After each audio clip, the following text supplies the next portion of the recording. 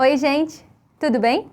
Meu nome é Thaís, mais conhecida aqui na Medley como Puca, com C, tá? Eu sou pediatra pela Escola Paulista e hoje a gente vai falar um pouco do que cai na USP São Paulo, na parte de pediatria. Começando pelo terceiro tema mais cobrado, hematologia. Olha, eu vou te falar que um ótimo jeito de estudar é fazendo questões, é aprendendo com elas e assim tendo várias informações, macetes, conexões, tá, que a gente pode tirar. Bom, vamos começar. Menina, 7 meses de idade, já grifa a idade. Sem antecedentes mórbidos, chega ao pronto-socorro com história de agitação e choro estridente, há 3 dias. Olha só, agitação e choro estridente, tem que ficar de olho. Infelizmente, 7 meses não fala o que está sentindo, mas a gente pode achar que pode ser, por exemplo, uma dor. Mas é muito inespecífico, eu concordo. Há 3 dias é agudo, então já tem que ficar de olho também. Não apresenta febre ou outros sintomas, trauma ou uso de medicações. Nascida de parto vaginal não assistido, pré-natal não realizado, então já tem que chamar a atenção. Olha só, por que ele colocou que tem um pré-natal aí que não foi realizado e também um parto que não foi assistido? E pior, olha só, a criança não tem nenhuma avaliação ou segmento médico até o momento e ela tem 7 meses. Isso já dá uma ideia que ela não fez nenhum teste de triagem, provavelmente. E um que é importantíssimo é justamente o teste do pezinho, né? Então vale aqui um adendo e vamos lembrar de algumas coisas preconizadas pelo Programa Nacional de Triagem Neonatal, o PNTN. Eles falam pra gente que ideal, assim, é você realizar o teste, né, entre o 3º e o 5º dia de vida do bebê. E que algumas doenças podem ser identificadas, como por exemplo fenilcetonúria, hipotireoidismo congênito, fibrose cística, doença falciforme, né, e hemoglobinopatias aí, hiperplasia adrenal congênitas e até deficiência de biotinidase. Chamou a atenção alguma delas? Bom, mas vamos continuar aqui, ó. Ao exame clínico, encontra-se irritada e inconsolável, com mucosas descoradas, 2 cruzes em 4, icterícia, 2 cruzes em 4, propedêutica cardíaca com sopro sistólico suave, 2 cruzes em 6, enfoque mitral e frequência cardíaca de 160 batimentos por minuto, PA normal para idade. Tudo isso, mais associado àquela história toda, chama atenção para a anemia. Olha só como está essa mucosa descorada, né? E esse sopro, tem que lembrar de anemia, né? Que também pode dar sopro aí. Vamos passar aqui. Importante edema não depressível das mãos até a altura dos punhos e dos pés até a região do tornozelo, com hiperemia e aumento de temperatura local. Tá, eu tô pensando que essa criança tem uma anemia. Anemia ferropriva, talassemia não dão esses edemas, mas tem uma anemia que pode dar. A anemia falciforme, né? Então, juntando os pontos aí dessa criança, você já tem que ter na mente tudo isso. E faz sentido, né, a banca colocar que não teve pré-natal, não teve consulta nenhuma. Bom, o restante aí do exame clínico, né, não apresenta alterações. Vamos ver. Para a elucidação diagnóstica, que é a pergunta, né, que ele faz do caso, deve-se realizar o quê? Alternativa A, proteinúria de 24 horas. A B, eletroforese de hemoglobina. A C, exame de fundo de olho. Ou a D, radiografia de ossos longos. Bom, a questão clássica é de anemia falciforme. A gente já descobriu. E vale lembrar uma coisa. Crianças, né, com idade aí menor de 2 anos, a primeira crise álgica costuma ser a síndrome mão e pé, ou a famosa dactilite falcêmica, que causa dor e edema, né, como a foto que eles colocaram aí, tá? Pode ser desencadeada aí por muitos fatores, frio, desidratação, infecções, mas também pode acontecer espontaneamente. E olha, essa idade de 7 meses tem que chamar atenção porque, antes disso, ela tinha hemoglobina fetal, lembra? Então, as manifestações aí da anemia falciforme, ela reduz muito. Então, pode ser até aí que não seja aparente.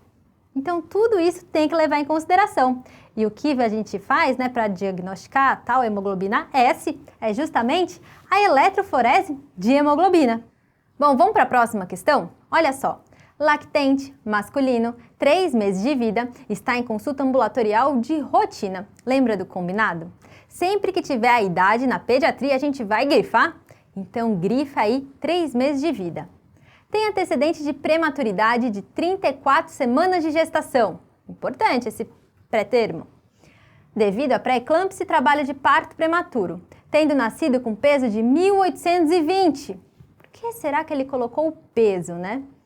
Bom, adequado para a idade gestacional. Nasceu bem, sem necessidade de manobras de reanimação e permaneceu internado por 15 dias para tratamento de icterícia por incompatibilidade ABO e para ganho de peso. Lembra da incompatibilidade ABO? A mãe é O e o recém-nascido pode ser A ou pode ser B. Boa! Atualmente a criança tem estatura de 59 centímetros e peso de 4.700 gramas. Ambos no percentil 50 pela idade gestacional corrigida.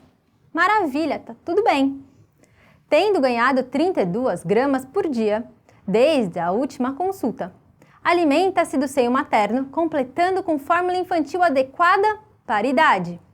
30 ml, 7 vezes ao dia. E nega intercorrência desde o nascimento. Já vai achando de estranho. O examinador colocou muitos dados, até os ml da fórmula. Vamos com calma, vamos ver agora o que ele quer saber. Vamos para o próximo, aqui ó. Na semana passada, colheu o hemograma que veio com HB de 10, HT de 30, VCM de 82 e RDW de 14,1, com leucócitos e plaquetas sem alterações. Tendo em vista os dados apresentados, qual a recomendação da diretriz mais recente, da Sociedade Brasileira de Pediatria? Que seria de 2018, sobre o uso de sulfato ferroso para esse paciente. Aí que tá. Ele quer saber da atualização que teve.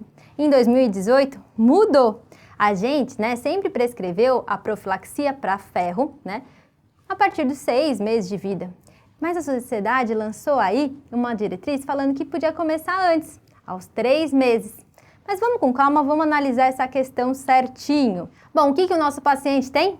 Ele tem a anemia fisiológica e acontece entre 6 e 12 semanas, mas alguns falam até de 8 ou 12 semanas aí de idade pós-natal. Ela costuma ser normocrômica e normocítica e reflete o ajuste hematológico desse período de vida. Vamos relembrar uma coisa. Ao nascimento, os recém-nascidos, a termo e pré-termo, eles são policitêmicos. O HB dele e hematócrito tão altos, E após as primeiras respirações no período aí pós-natal, olha só o que acontece. Um aumento importante da pressão arterial de oxigênio, inibindo aí a produção de eritropoetina, aliada à produção, eritrocitária aí, que diminui. Os valores de HB diminuem progressivamente até que a necessidade de oxigênio tecidual seja maior do que aquela, HB circulante aí possa fornecer. Assim, com a diminuição da oxigenação, os rins, eles começam a responder. E eles começam aumentando aí a produção de eritropoetina. Então, é justamente isso que aconteceu, e isso que pode ser verificado nesse exame laboratorial, nesse período que o bebezinho está. Então, agora, a gente só precisa lembrar, que esse bebê se enquadra assim na profilaxia de ferro pela Sociedade Brasileira de Pediatria. E se prepara, porque ela é um pouquinho extensa, olha só. Eles colocam, e vale a pena a gente relembrar, que o recém-nascido a termo, de peso adequado para a idade gestacional, em aleitamento materno exclusivo ou não, ou mesmo aqueles que estão ingerindo menos de 500 ml de fórmula, eles podem receber 1 mg de ferro elementar por quilo de peso por dia, a partir do 3º mês, até 24º mês de vida. O recém-nascido a termo com peso inferior a 2.500, ele vai receber profilaxia só que um pouquinho diferente. Vai receber 2 mg de ferro elementar por quilo de peso por dia a partir de 30 dias, durante 1 ano. E após esse 1 ano aí que ele está recebendo, esse 2, desse período, vai passar para 1 mg de ferro elementar por quilo por dia, em mais 1 ano. Quando o recém-nascido é pré-termo, com peso entre 2.500 a 1.500, a profilaxia também é um pouquinho diferente. vai ser de 2 miligramas, né, por quilo de peso por dia, a partir de 30 dias, durante um ano. E após esse período, você já sabe, né, vai ser de 1 miligrama por quilo por dia, mais um ano.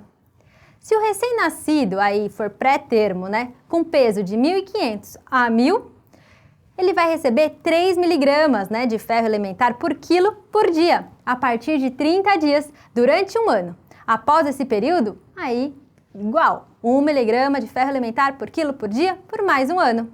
E a última situação aí, recém-nascido pré-termo com peso inferior a 1.000 gramas, é aqueles extremo baixo peso, ele vai receber 4 miligramas de ferro elementar por quilo de peso por dia, a partir de 30 dias, durante um ano. Após isso, né, ele vai receber 1 miligrama por quilo por dia, por mais um ano. Fechou? Resumindo, a gente tem um lactente, 3 meses de vida, prematuro, olha só, 34 semanas, né, com peso de nascimento de 1.820. Ele se enquadra naquela categoria de recém-nascido, né, pré-termo, com peso entre 2.500 a 1.500. Então, a profilaxia seria de 2 miligramas de ferro elementar por quilo de peso por dia, a partir de 30 dias, durando aí um ano. E depois, você já sabe, né? Depois disso, passa a ser 1 miligrama de ferro elementar por quilo por dia, né? Durando aí mais um ano. Então, aí só pode ser a alternativa C. Vamos para a próxima questão? Olha só. Menino, 12 anos de idade, grifa aí 12 anos, tá bom? Lembra do combinado? Sempre na pediatria a gente vai grifar a idade.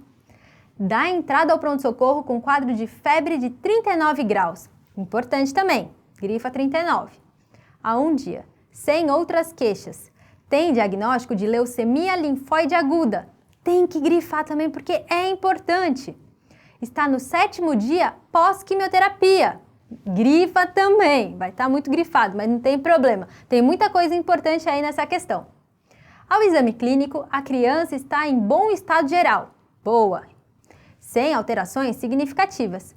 Colhido exames laboratoriais com HB de 10,2%, HT de 31%, leucócitos aí de 1.000. Tá baixo. Grifa que chama a atenção. Tem 35% aí de neutrófilos, 3% de eosinófilos, 48% de linfócitos e 14% de monócitos. Se a gente for ver, neutrófilos aí tá abaixo de 500. Tem que ficar esperto e já tem que pensar numa hipótese diagnóstica. Bom, depois as plaquetas tem 155.000, a urina 1 sem alteração e radiografia de tórax normal. Foi optado pela internação hospitalar. E olha só, ele quer saber agora o antimicrobiano de escolha para o quadro atual. Seria a letra A, cefepime, a letra B, vancomicina, a C, ceftriaxone ou a D, anfotericina B? Vamos lá, vamos com calma aqui. A gente está vendo uma criança que tem febre e tem essa história aí de fazer quimioterapia por conta de uma leucemia. Tem que vir na cabeça a história de uma neutropenia febril. Só para relembrar, a neutropenia, né, ela torna-se aí clinicamente importante nos pacientes com câncer, quando a contagem absoluta de neutrófilos foi inferior a 500 ou inferior a 1.000, né, com previsão de queda aí nas próximas 48 horas. E foi justamente o caso aí clínico que foi passado. No Tratado da Sociedade Brasileira de Pediatria, fala que o paciente deve ser considerado com febre, né, quando ele tem esse diagnóstico, se ele apresentar aí um pico de 38 ou então 2 picos de 37,8 graus Celsius nas 24 horas. Aí considera aí febre nesses pacientes. E uma coisa importante, né? Segundo as diretrizes aí para manejo inicial da neutropenia febril, após quimioterapia em crianças e adolescentes com câncer da própria sociedade, a gente tem que estratificar e lembrar se é um neutropênico de alto risco para infecção ou de baixo risco. E vou te falar que essa criança, ela é de alto risco para infecção.